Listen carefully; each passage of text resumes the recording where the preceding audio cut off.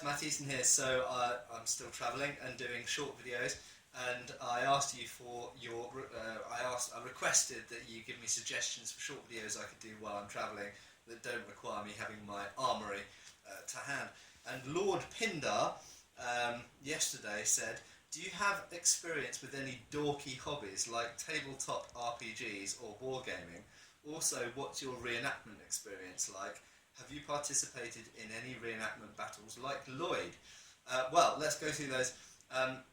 Yes, indeed, I have. As a teenager, I used to do role-playing games quite a bit, mostly AD&D, but a little bit of Star Wars role-playing game and a bit of GURPS and stuff like that. So yes, as is in my nature, I very early on started tweaking all the rules, and I have my own version of the AD&D kind of combat system. I tried to make the weapons more accurate, and I changed the initiatives and the damages and stuff like that. So yes, there we go. About as dorky as you get. I did do a little bit of LARP. I think I went on 2 LARP games, but it was good fun.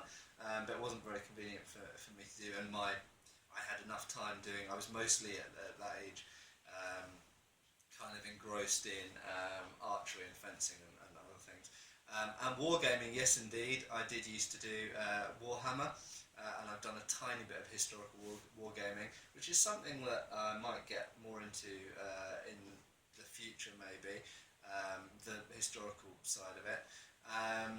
But yeah, I haven't really done any of those things seriously for many years.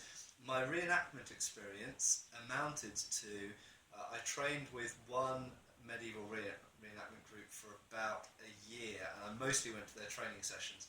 And this was before I discovered HEMA, and you could say before HEMA really was a thing that you could go and attend classes of.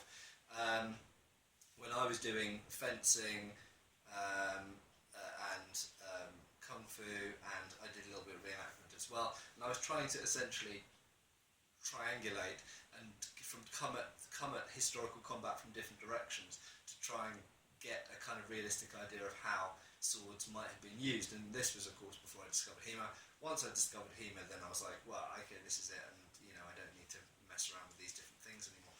I have indeed been in reenactment battles. I've fought at the Battle of Tewkesbury, I think 3 times. Tewkesbury is one of the biggest reenactment battles in the UK.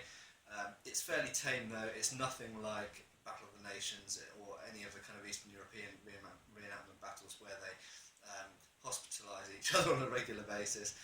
It was fairly tame, good fun, and as I've said before, there are things that you learn in reenactment battles that you don't learn in HEMA, to do with working as groups and use of, kind of generally speaking, use of long weapons used in large groups and this kind of stuff. However, the combat, because you're not really trying to hit someone most of the time, or you're not properly trying to hit someone, and I have to say, I think the biggest kind of thing holding back reenactment combat from being a bit more realistic is the face protection issue and the thrust issue. So the fact that most UK groups don't allow thrusting, and I don't think any of them allow thrusting at the face, and that hugely changes everything, because if, for example, you're using a spear and a shield, how on earth can you do any kind of realistic combat if you can't thrust at the face? So there are problems with reenactment combat. However, there is stuff you learn from reenactment combat. So there we go, I hope that answers the question. I have had my fair share of dorky hobbies.